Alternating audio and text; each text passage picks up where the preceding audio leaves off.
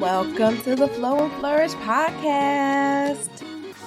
I am your host, Nicole Roan, aka The Capacity Coach, aka the CEO of Flourishing LLC, and your sister friend who's here to help you increase your capacity for sustainable success. So if this is your very first time tuning in, then hey girl, hey! Welcome to the safe space where we are literally talking openly and honestly about what it's like to wear all the different hats, to juggle the competing priorities, and to figure out how to prioritize ourselves as women, moms, wives, sisters, cousins, aunties, all of those different things, all while having full-time and or part-time jobs with a dash of side hustle or full-blown entrepreneurs, just all of that good stuff.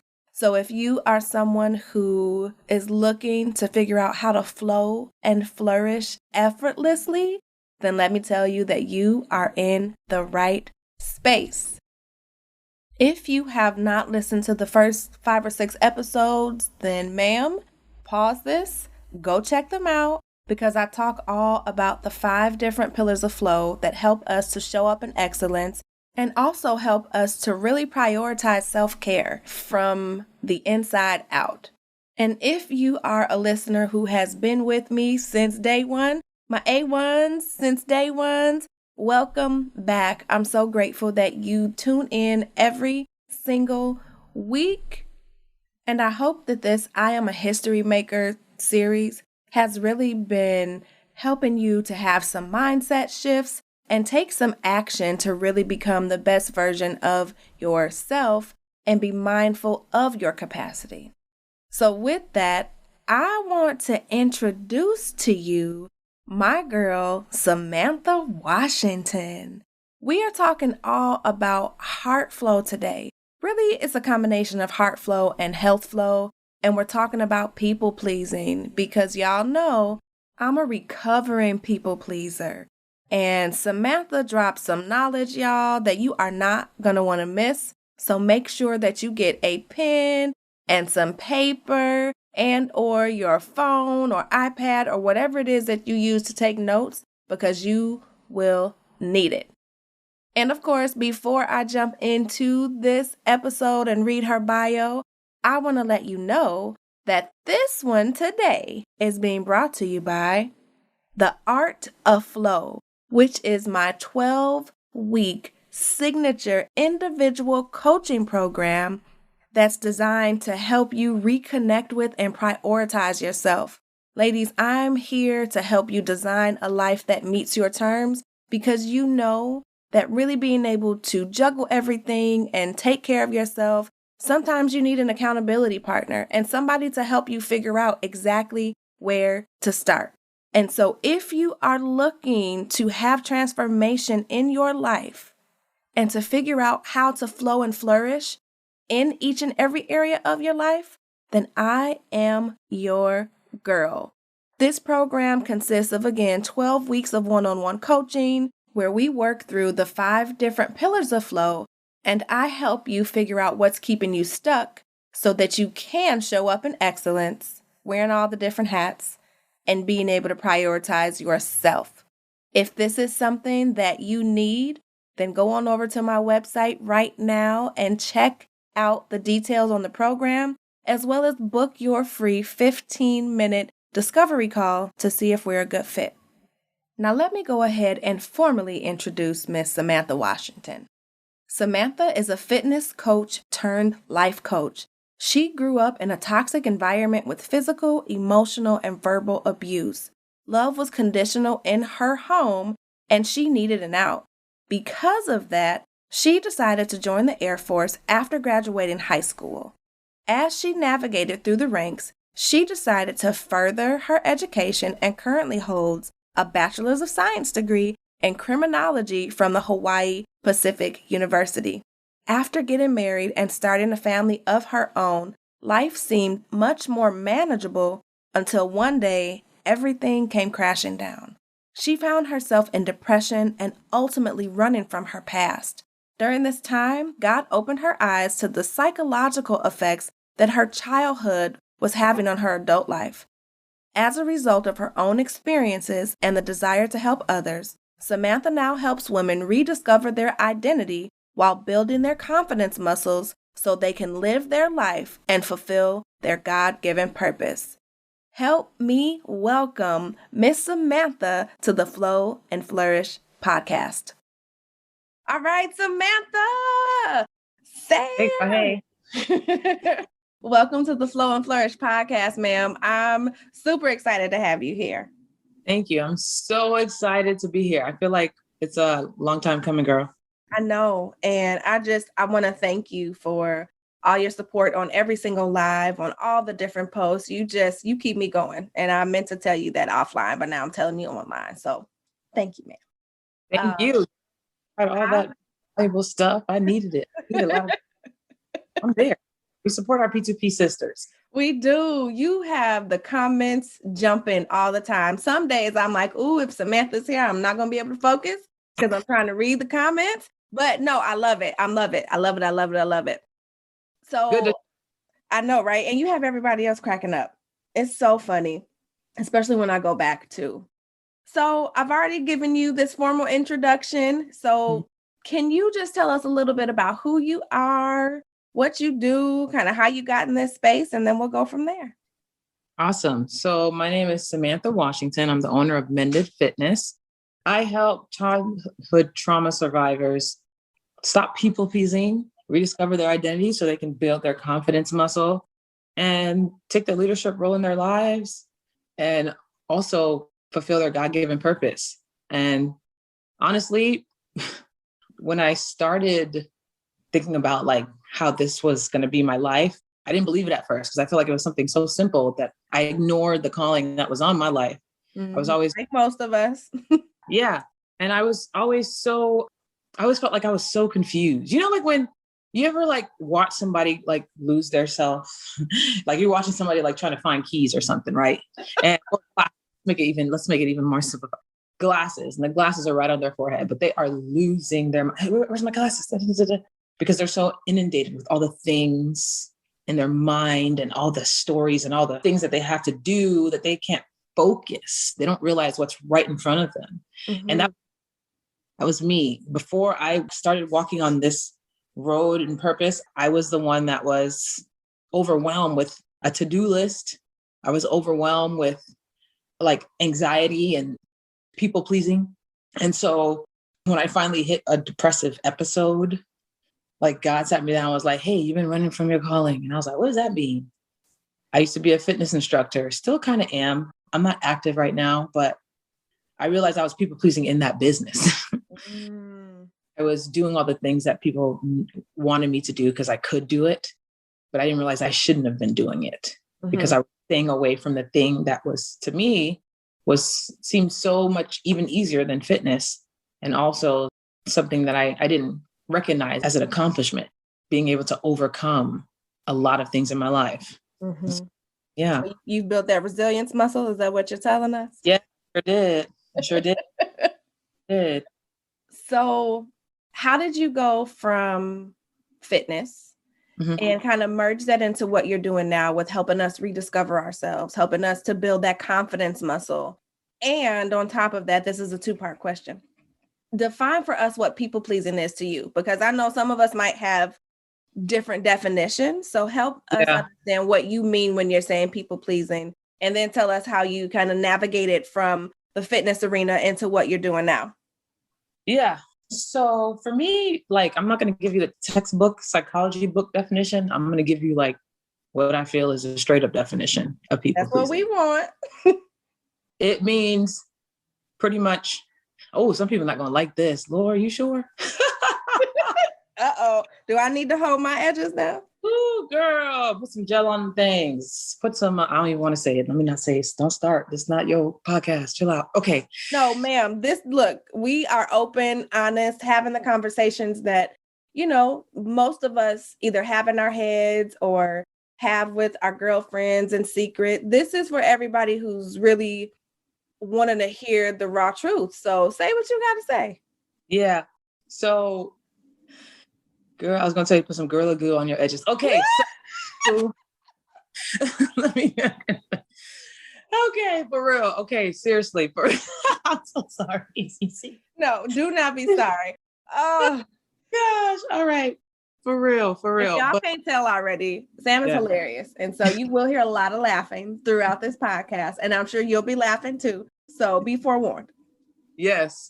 We didn't give you the warning before, but we got it now because we ain't even deep in it yet. So thank you for that. But I see people pleasing as really when you having self-worth issues, putting yourself last to please, to do for other people, to make people happy, but you do it in a form of manipulation. People pleasing looks like being too nice. And also they kind of like goes over the lines of being kind. But if you think about being kind and being nice, they're similar as far as definition is concerned. But when you're nice, you're just, you just do things. You're nice. You just maybe considerate, courteous and all that. But when you go into being kind, there's a thing to do with like your character. It's like a characteristic. You have self-love. You feel that there is self-worth. You feel like you are worthy. There is no attachment to the things that you do for others. You accept the love you have for yourself outward, right? Instead of looking from the outward and trying to get it inward, trying to validate it in yourself. When I think of people pleasing, I think of, pretty much taking the opportunity for people to get to know you because you've replaced it with the things that you can do for them. When you people please, you're agreeable. You don't have boundaries. You take on other people's feelings towards you, about you to heart. You avoid conflict. There's a lot of things involved with people pleasing.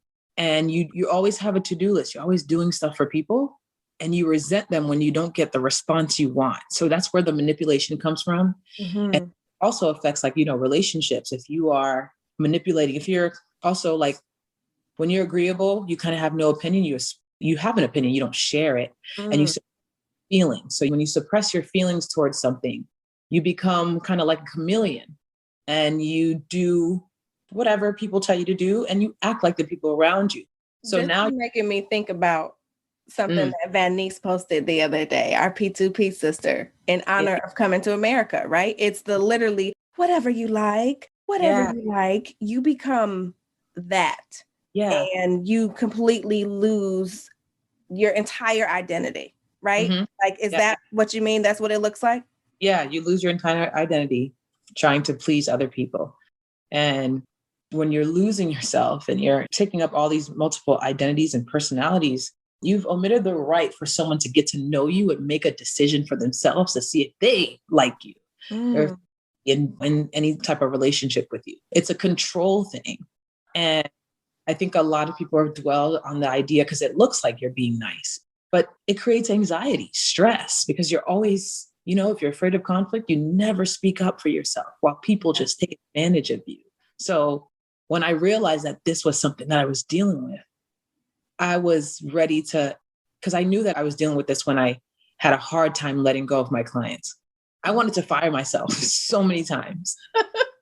Like just give me a reason. Just give me a reason. Give me one reason. Show up 1 minute late. That's it. I'm done. You know what I mean? It was like, I love fitness, but why do I not like it? Right? The way it's.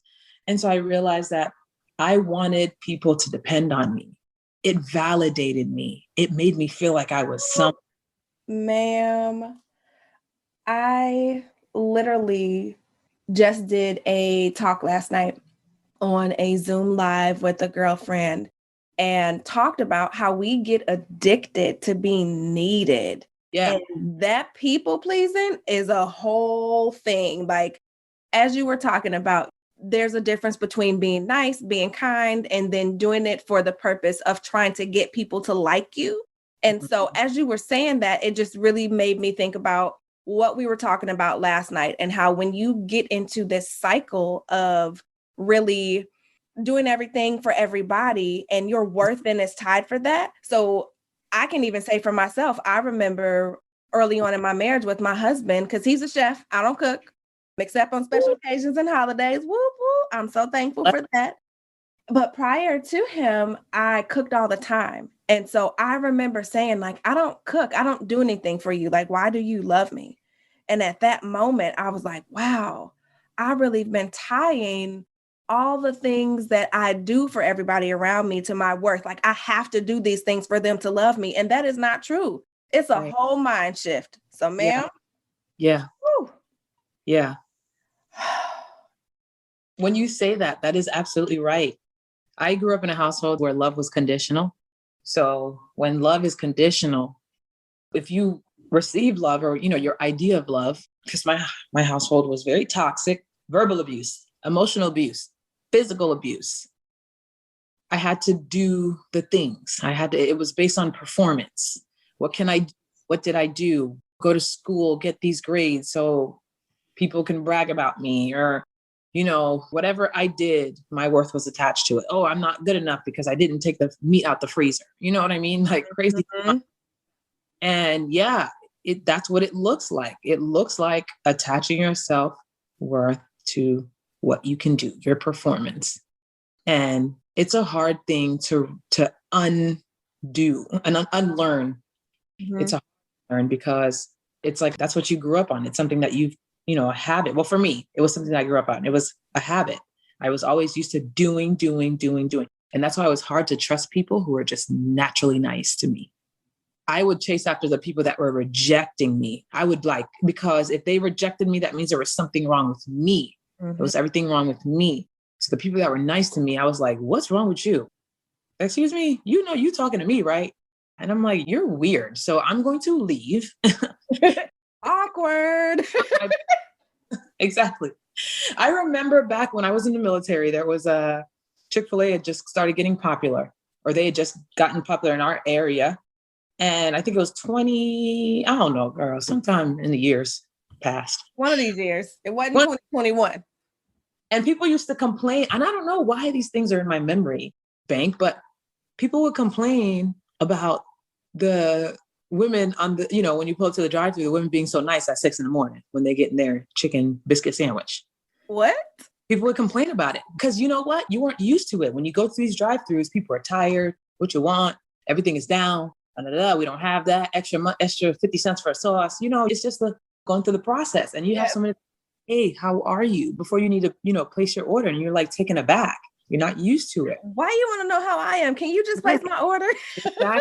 Now what you've learned, you replicate. You've learned this new behavior. You expect it to be how everywhere you go, you expect to do this thing, like have these type of exchanges. And so, yeah, I didn't trust people that were nice. Like, you're weird. Let me go work on chasing that rejection over there. Cause that's safe. That's what I know. What I know. Gosh. Yeah. You are bringing up so many good points. And I think about two things came up for me. So one, a good friend of mine, like I'm a chipper person. I say, good morning, sunshine. I feel like the sunshine. Like I'm naturally a happy, perky person. And a friend of mine, we were talking on our way into work when T-Mobile had like the Fab Five and, all that good stuff. They had to be in there so you didn't have to use all your minutes. Yeah. And we'd be laughing because there were people around us in two separate settings that were like, why are you so nice? It's Monday. What's happy about Monday? Like just not really used to this. Hi, good morning. How are you? Those sorts of things, to the point where even outside of work, I remember in certain friendship circles with my best friend that other people that came around was like, why is she so nice? Like, what is it? That's not even possible. And it's like you said, because we're not accustomed to people just being nice to us and then wanting to chase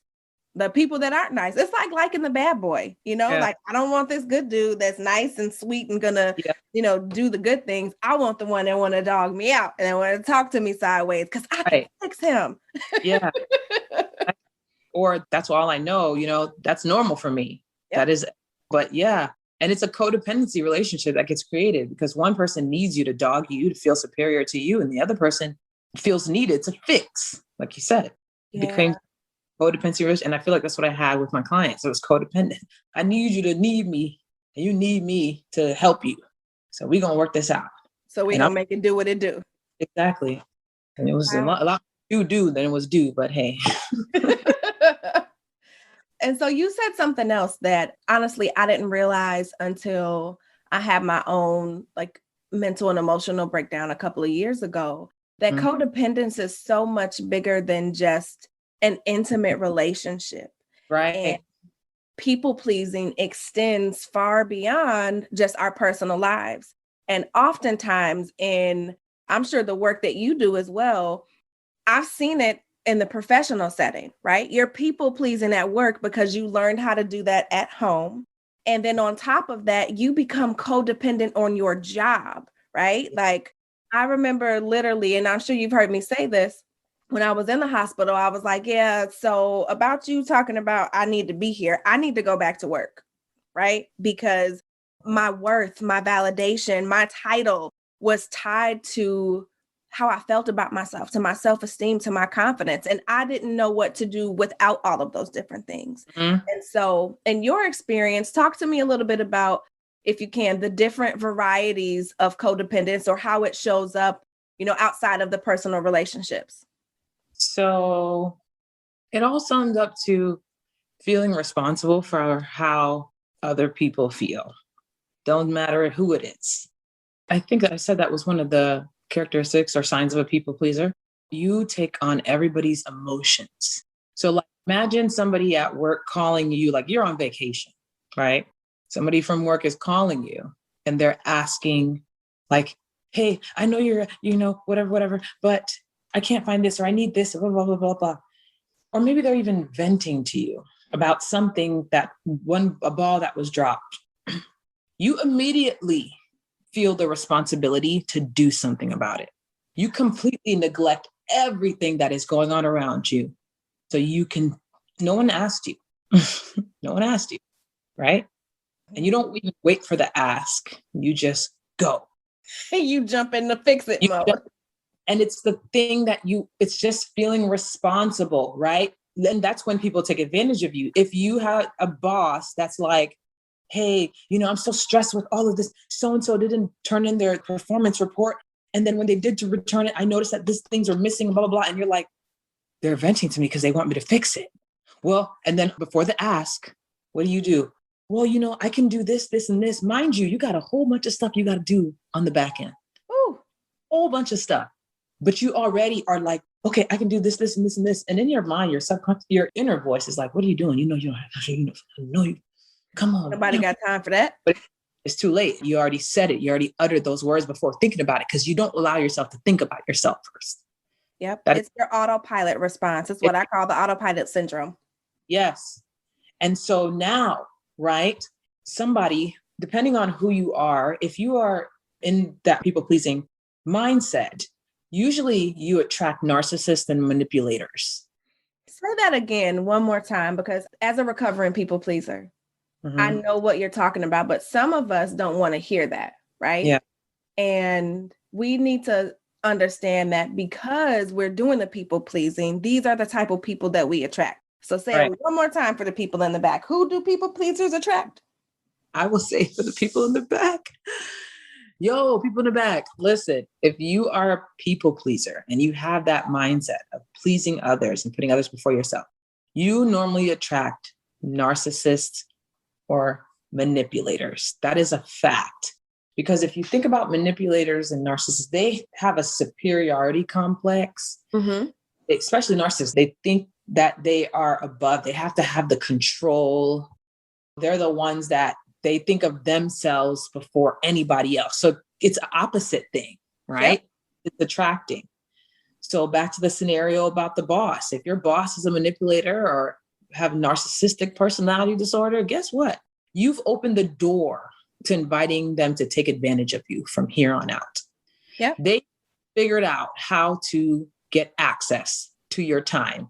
You barely had it to begin with, but now you're not going to have it. Now you're going to be staying late and missing things and missing either time with your family, maybe start a new relationship, and now you're just never able to meet up. I don't know what the situation is, but I know for a fact that when a people pleaser and a manipulator or a narcissist come together, it's never good. And it's hard because the narcissist is making you feel responsible for the things you have to do. They play the victim, they gaslight, they deflect, they project. You feel responsible for their feelings. So what are you doing? Taking all this stuff as notice, or dang, I'm doing all these wrong things. It's my fault. They must be right. And they are boss if they're saying it's got to be true. Yep. And then that happens in our personal lives too, right? Like, Yeah. first of all, the one thing that you just blew my mind about that I didn't realize, I didn't even think about it as a form of people pleasing, is jumping right in and not even waiting for somebody to ask. And I know so many times in my personal life and professional life, I've done that. And even more recently, over the course of the last year, without even knowing that it was like technically people pleasing, I stopped doing that. Right. And can I tell you how many like relationships fell off? Because then there was this awkward pause, right? Like, I'm letting you say what you need to say. And then I'm just like, wow, versus, you know what, let me help you. No, I'm not jumping in. And so even from a professional standpoint, I can recall myself doing that so many times. Me too. Right. And then personally too, like, oh, girl, you hit so many different points. I lost track of what I was going to say. You hit so many points. I know it's a lot because it's something that this was my life. And so I know, and it's weird because when you start thinking of people please, you think relationally. I'll tell you relationally how that looks. If you grew up with a controlling parent or caretaker, right? 99% of the time, they had that narcissistic personality. They wanted to control you. They made you feel responsible for their feelings, for their happiness, for their well-being. They were competitive with you. They like never allowed you to feel or express your feelings. They always would like just turn you down. I'll give you an example. Like, let's say somebody in the family that passed away, right? Mm-hmm. You you're young, maybe you're 8, 9, 10. You don't feel comfortable going to a funeral. It makes you scared. You know, maybe you went to school and talked to some friends about it. And now you're like, I don't want to do that. Right. Mm-hmm. Let's say you say that to one of your caretakers and they're like, how dare you? That was so-and-so. Don't you ever say that again. That was disrespectful. That is not what we do in this household. Right. How dare you? You don't want to go to a funeral. Excuse me? You know what I mean? And it's just like, wow, maybe I'm wrong. I guess I'll just make do. And I'll suck it up. And my feelings don't matter. And oh gosh. And we learned that so early on. Mm-hmm.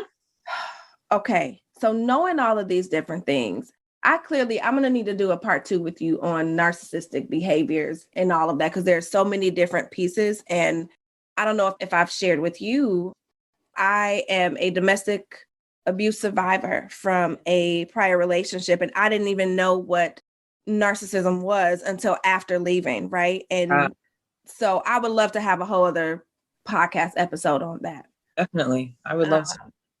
But in this moment, thinking about, okay, if you recognize, and this is resonating with you, that you are a people pleaser or you're a recovering people pleaser, and you feel like maybe you've witnessed some of these narcissistic behaviors and or there's some codependency going on, whether it's your personal or your professional life, how do you get to the other side? What are some of the things that you can do to recover from that, to leave those sort of mindsets, behaviors, and relationships behind?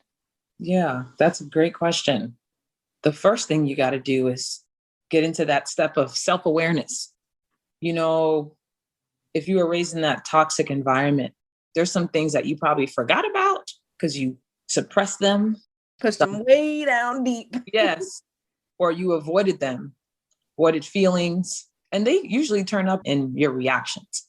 That's for sure. A lot of anger, or maybe you might be super nice because you want to be like the persons that you were around. And it could be other things, but I always like to correlate to 2 things, just because. But self-awareness, one, realizing that what happened to you was not your fault. You didn't ask for it, and you don't deserve it. You didn't deserve it.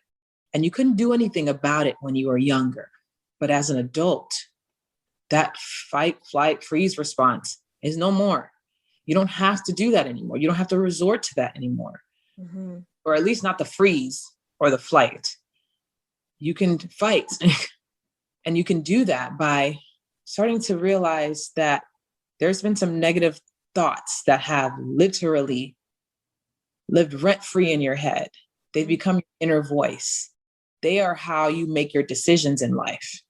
They're why you probably ended up in a relationship that you shouldn't have been in a, whatever the case may be. And so you have to start doing that work. If you can't find, a therapist, this is probably the best way. Or I'm not gonna say probably, this is the best way. So those words that you've said to yourself, I like to write things down, but I also like to take voice notes because sometimes I write too slow and I think faster than I write. Same. I'm like, oh, I got to type. Side note, my sister calls me fire fingers. So if I'm taking notes, I'm typing. Really? That's wrong. Fire fingers. I need that. Because I got sludge fingers. How about that? 1, 2, 3. So I like to say, write things down as far as the voices that are in your head, the things that they've said about you. What are those voices? So those voices came from somewhere. So what did that person say about you that raised you? And then cross that thing out and write what the truth is. But you got to face the lie first. Because I mean, when it's in your head, you ain't really facing it. You're just like, it's just floating like a little substance in your toddler's water. You're like, I don't want to drink that after you. I'm so done with you. Okay. That's what it's like. And take responsibility for the fact that you do know that you shouldn't be here and you've allowed it for too long. You got to take ownership of that. But when you start looking at the things that were said about you, the things that you've said to yourself in result, because sometimes we kind of recreate the stories. Mm-hmm. Now you're replacing it with the truth. And what are you doing with all that? You're affirming yourself. You're going to take the truth and use it as a way to affirm yourself. And in the beginning, it's going to sound corny.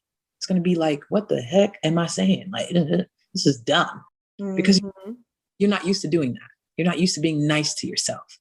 People pleasing is not, it's nice being nice to everyone else and not yourself. Except for you. Yep. No capacity for you. Okay. Anytime you did something for you was last minute. So now you're going to take that information that you are saying that's the truth about you, and you start affirming yourself. This is why I like to use the voice notes, because I think that saying it in front of the mirror, that's good. I like to say, find some place that you use a lot. If you use your phone a lot, have it on like a wallpaper on your phone, maybe a sticky note in your car. You need a consistent reminders so you don't fall back to those old ways, right? Mm-hmm. The voice notes are almost like your future self talking back to you. You take that voice and those affirmations and you speak it into those voice notes. You speak it into a recorder and you play that thing as many times as you need to. And you say it with that person. That is your future self telling you who you are for real. I'm enough. I can have love. I'm not sensitive. I'm emotionally intelligent. And it's nothing wrong with even being sensitive. Nope. I mean, we hear that so much. Like, you're a crybaby, right? Like, right. Gosh.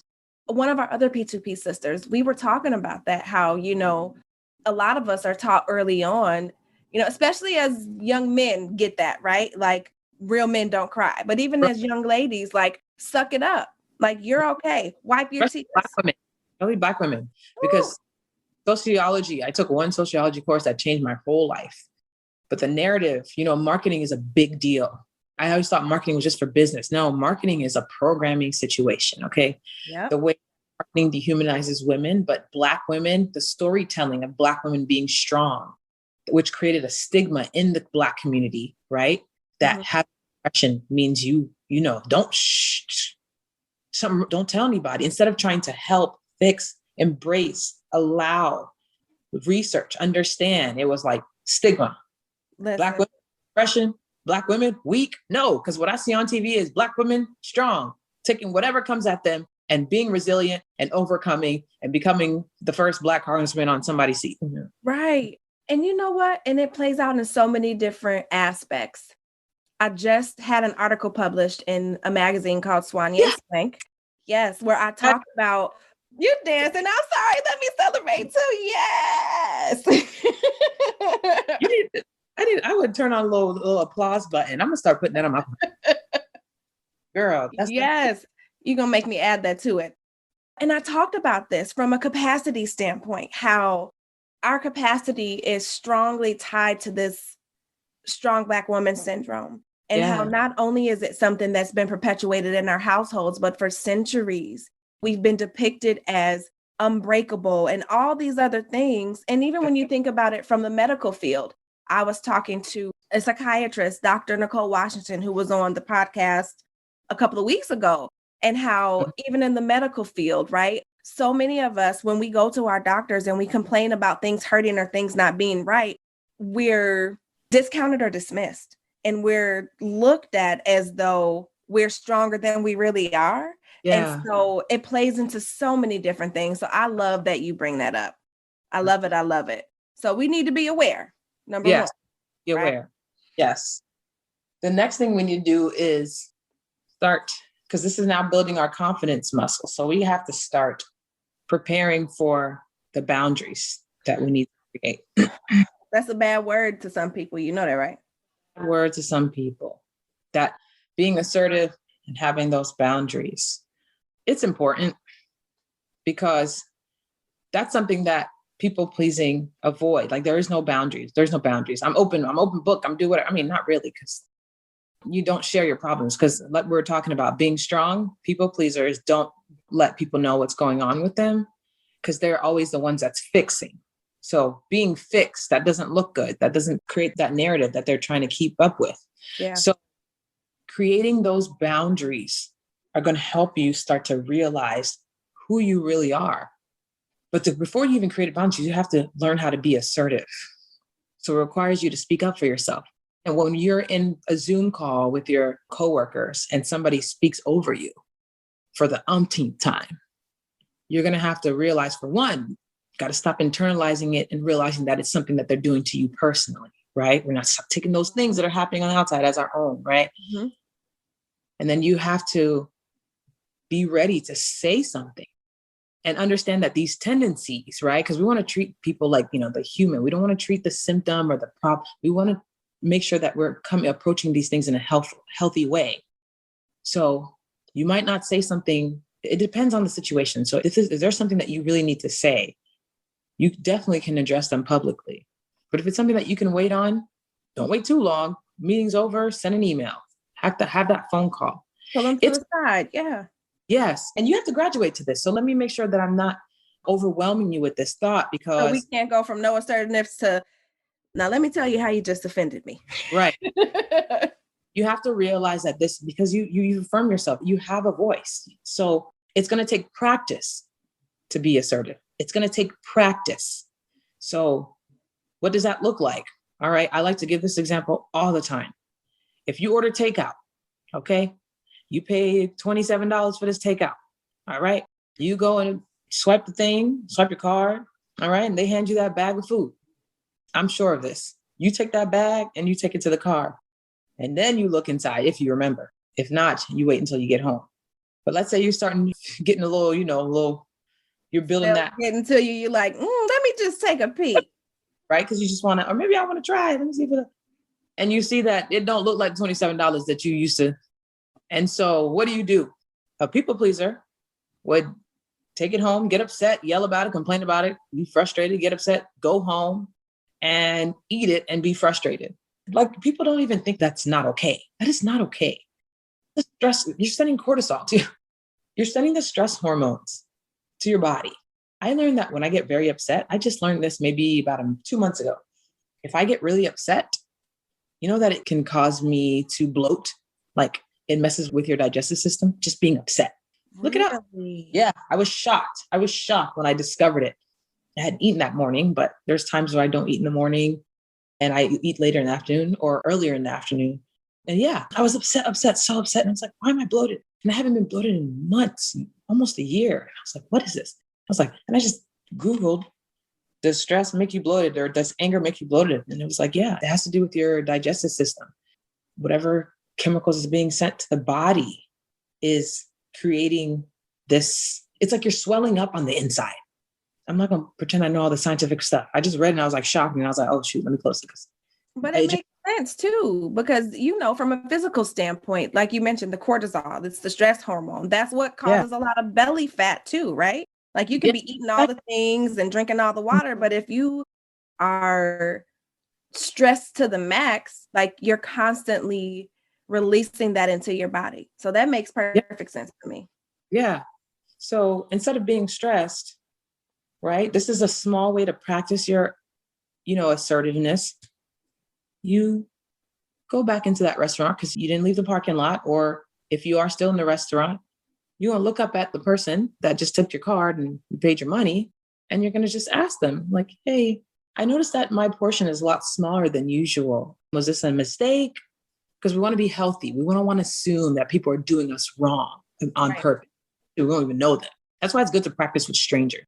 And it's also, I didn't realize this because I made this up maybe a week ago, but I realized that it's good to practice in a restaurant because they are people pleasers, are they not?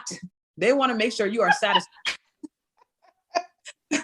Ding, ding, ding. Good answer, Bob. Absolutely. That's the best place to practice. Practice. And so they're going to most likely say, oh, wow, you know what? We've been really busy. Maybe it was an oversight. I apologize. I would like to offer you this, maybe this and this and this, and, you know, whatever. And you're like, oh, cool. I didn't even, you know, and a sense of relief, right? Maybe, because again, you're still working on trying not to allow these things to affect you. And you felt like maybe saying something was wrong. But again, that practice, I wouldn't recommend practicing with family because family think they can do whatever they want. Ma'am, that's a whole nother podcast too. Girl. Lord. So it sounds like you have to affirm, right? You affirm, well, after you're aware, you affirm, and then you almost activate this assertiveness and you start practice it. Start practicing. Once you start practicing, you have to also understand that because you can practice in the mirror, you can do all that. But remember when you practice, because I was in the military, we practiced readiness training. Readiness training is just preparing for the fight, preparing for the war. And, you know, you've heard this saying before, I'm sure. Hope for the best, expect the worst, right? Am I saying that right? Mm-hmm. Oh, you got to do that when you practice your assertion because it's going to prep you for boundaries as well. When you start being assertive, you can now create these boundaries. So when you prepare for the worst, that means you got to prepare for the response of the other person. You over exaggerate their response. And not to scare you off, just because you want to be ready to respond in a healthy way and not take in all that energy they're giving you that you didn't ask for, all because you shared your feelings. So maybe I'm a little above stepping, you know, that boundary. So after you start being more assertive, you're setting those boundaries, knowing your limits, right? You got to know your limits to set those boundaries. What are you not going to allow anymore? How does whoever does what, how does that make you feel? Tap into that. Think about what it looks like on the other side when you set this boundary. So you don't internalize the person's response. And then you start practicing that because setting a boundary and being assertive, two different things. It is. The more you practice thinking about that other person's response, which is important because we would always hope that they understand us, right? Because we're starting with the I feel statements. We're not saying you, right? I feel as if I feel, you know, embarrassed when you, or whatever the case may be.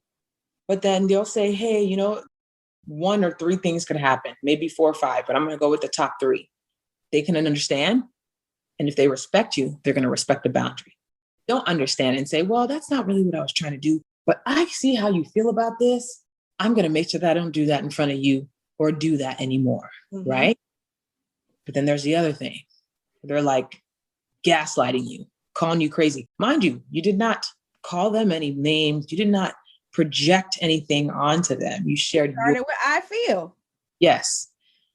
And now they're responding in this way. And so you have to understand it's not your business that they choose to respond this way. Maybe if they want to keep being like that, they can, but this is where you start having to create an emotional space. If it's a family member, if it's somebody in the workplace, then we're just going to keep it professional because that joke went too far.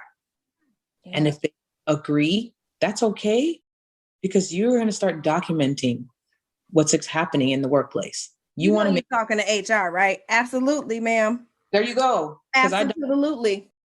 Military. I didn't know you were HR, or maybe I did and I forgot. Yeah, document everything. That's what we do.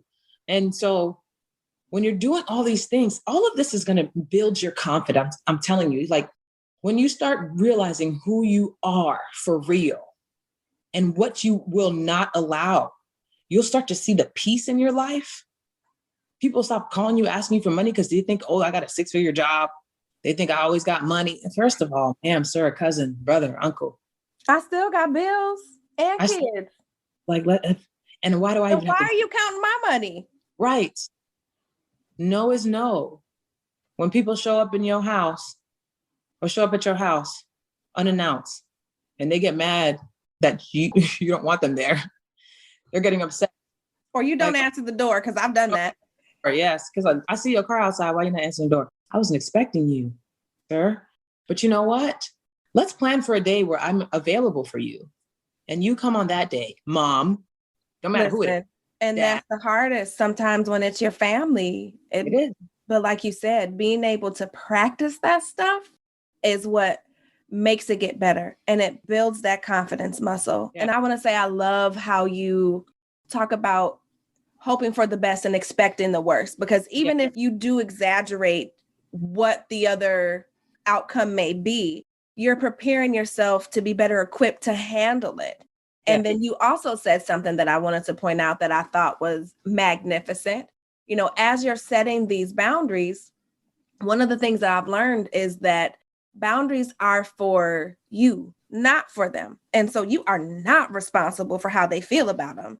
You know, to the point where I think I posted maybe a month or two ago that when you set boundaries, anybody who, I think I said, like, doesn't respect them or doesn't like them or whatever it is, anybody who's upset that you're setting a boundary is someone who's benefiting from you having none. Right. Ooh, So girl. That's good. I mean, I know. Just can you say that one more time? one more time. Because that hit me. When you set boundaries, Mm-hmm. anybody Mm-hmm. who does not like it is because they benefit from you having none. And so you have to be okay with them walking away and you being at peace, because the boundary isn't about them. It's about you and what's best for you and your peace of mind, your mental health, your emotional health. And so, ma'am, I just... You preach. You really want me to send my phone clear across the street into my neighbor's pool again? No, that's what please don't. You want me to submerge my phone into my neighbor's pool across the street? Ma'am, I don't want no problems, okay? Because that is your phone in your house. That's because we need to finish the podcast, right? Right. But that is so true. People feel entitled, and we got to make them sat down somewhere. We want to make sure that they are aware of their place. And it's sometimes people are offended if you're grown and you change. And now the way that you approach them is not the way that they used to want you to approach them, and be, you know, in that way where you're angry and they've gotten you to that point. That's part of that control. They want to get you to that. And it's definitely taken away from them. And again, like I said, once you get to that point where you realize what it looks like to be at peace, to have that freedom, say no to other people so you can say more of the yeses to yourself. I mean, there's so many things that you can do. Now you stop telling your boss that you'll stay late so you can go work out, because you always been planning to work out, but you keep telling your boss you're going to stay late. Hello? Listen, you gain so much when you release people pleasing.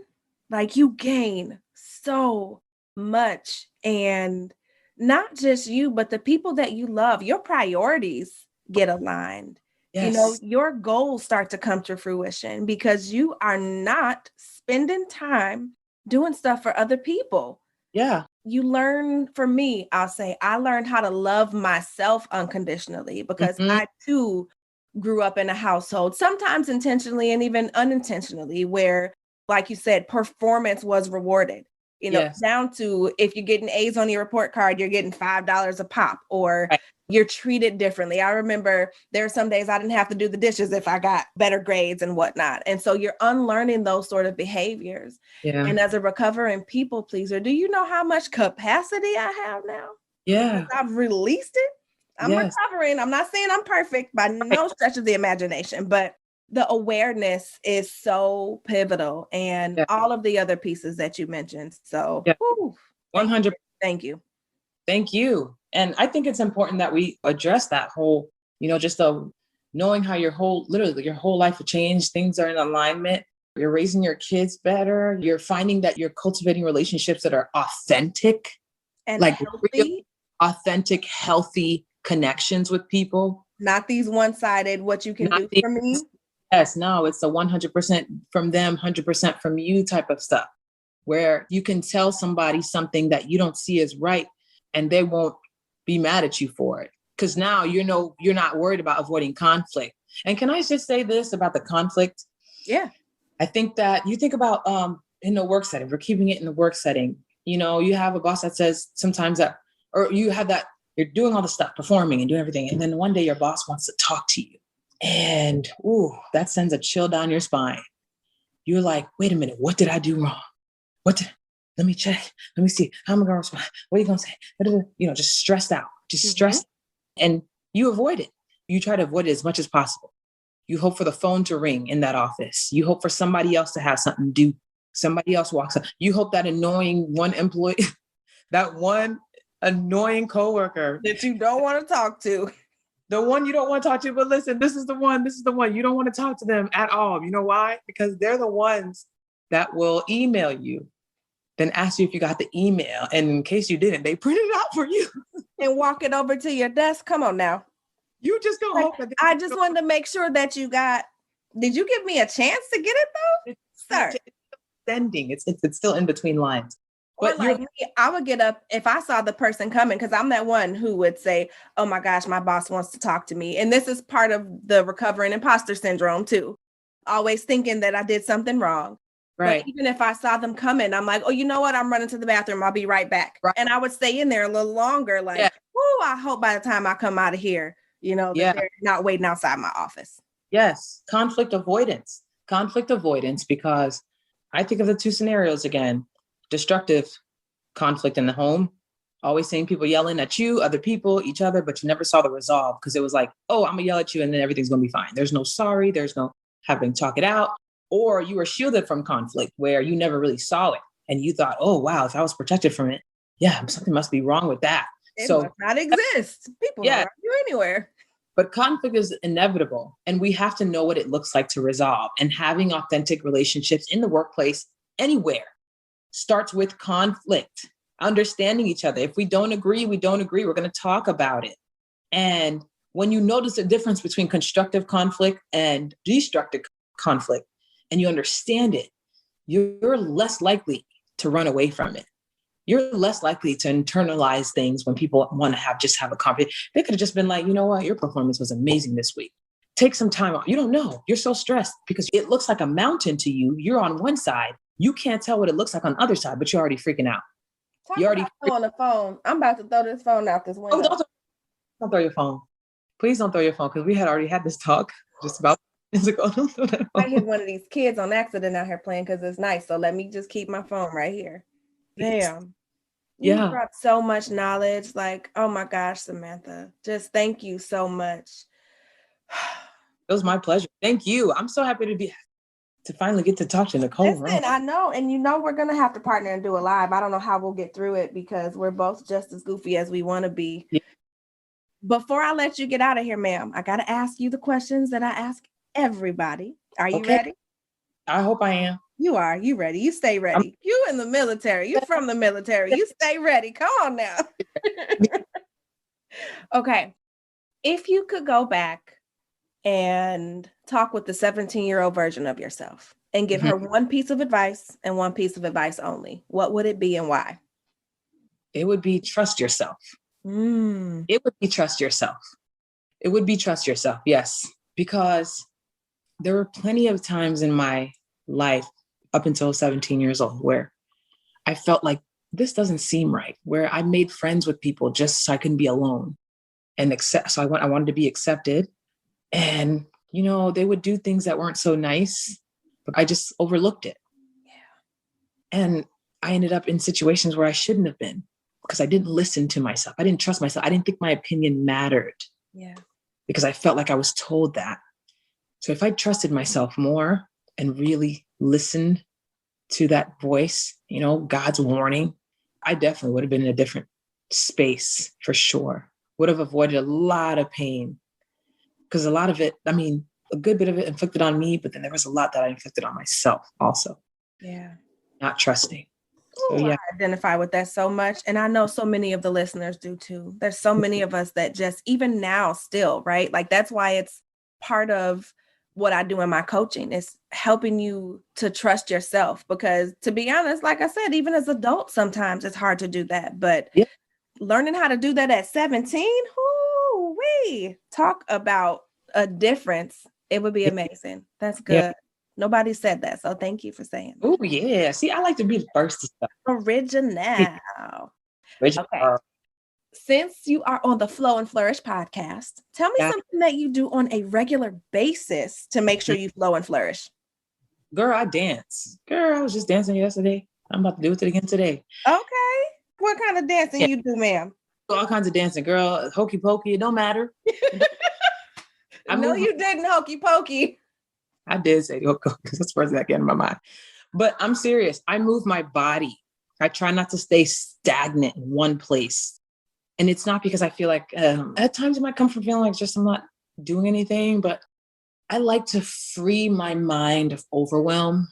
And that's one of the ways, because I learned recently, after years and years in the fitness industry, understanding how the fitness industry was really set up to fail women, especially, and tell women they weren't enough. And they had to do this, this, and this to look like this and be enough for this person, blah, blah, blah, right? I learned late, but I'm glad I learned it, that fitness is not about just, doing the squats and the lunges and the bicep curls and all that. Fitness is whatever gets you moving, and you have to want to do it. I think about scientists, they know what they're talking about, right? They did the stuff. They have all the scholarly articles. They got, they built that trust over a decade, 2 decades. But even with all that information, that's the education. But when I started to study myself and realize, like going through that self-awareness, realize the things that I really enjoyed, that's how I became more sustainable. I was happier. I stayed in that fitness. I had that energy. I always had the energy. And I was always motivated to do things because I chose to do what I wanted to do versus what somebody else was telling me that I needed to do. Omitting all the options, like if I want to go to a protest, I don't want to pass out because I've been avoiding that personal trainer that tells me I got to do these dumb lunges every day when I could have just danced my way to hell. But no, I avoid because I thought that's the only way to work to get fit. Or I could go on and on, but I started dancing. I feel like I flourish my mind. I can think better. It just brings so much, the serotonin, the dopamine, all of that stuff that you naturally, like people have to get from the outside. I can get it. I can create it within me, and it allows me to do more. And also just think clear. I think I said that already, but yeah, dancing. I was doing African last night. I was doing a little African. I'm gonna need you and Danielle, you two Washingtons, to get together, because did you see her challenge for a week with the dancing? I'm gonna need y'all to do a Zoom dance party so we can all get together. Yes. I'm about to text her as soon as we get off of here because she called. Listen, y'all gonna have to do a Zoom dance party for all of us so we can all move our body. I love that though. We're going to freestyle it. Y'all, because some people, I feel like they feel pressured I've had people ask me about their personal, what should I do? And I'm like, what do you want to do? And they were shocked that I asked them that. Like, what do you want to do to get fit? Because I want you to do this for the rest of your life. And they were like, I like to dance. I was like, okay, we'll start dancing. Well, I don't know how to dance. It don't matter. You know how to move your body? Okay, then. That's all you got to do. That's it. And that's all. Right? Into a Zumba girl. I like Zumba, but my sister and I, we want to have, don't laugh at me. We want to dance and twerk. I've seen that twerk Zumba. Yes. Atlanta, they make me so jealous. They have all the fun stuff.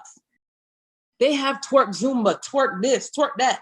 Soca, we playing that soca music. I'm just like, oh. They have twerk, what do you call it? Spin classes. Get out of here. They be twerking in the spin class. I'm like, how on the bike? What? Okay, that's a whole nother conversation. Ma'am, move your body. That's what you do to flow and flourish. Now you're going to make me look up this twerk spin class. Anywho, all right, last question. Oh, there's another one? Okay. One more. Okay. You have dropped a lot of knowledge, made me want to throw my phone out the window and almost hit a kid with it as well. If there's one thing that you want the listeners to walk away with today, what is that you want them to take away from our time together? Let me think. Find more peace, or find your peace. Because if somebody has stayed here this long into this podcast, it's because they needed to hear this thing. Yeah. And peace is something that people waited 47 years, 50 years, waited till they got on their deathbed to find or to realize. Peace. Yeah. Find it. You have to find it because you don't know what it looks like. So you're going to have to do the work, right? But you're going to have to find it. So that peace can be what you start with every time you make a decision before you even make a decision, why am I doing this? Is it going to affect my peace? If you found it, you're going to know what it looks like, and you're going to put that thing first before you do anything else. That's why. Don't let it go.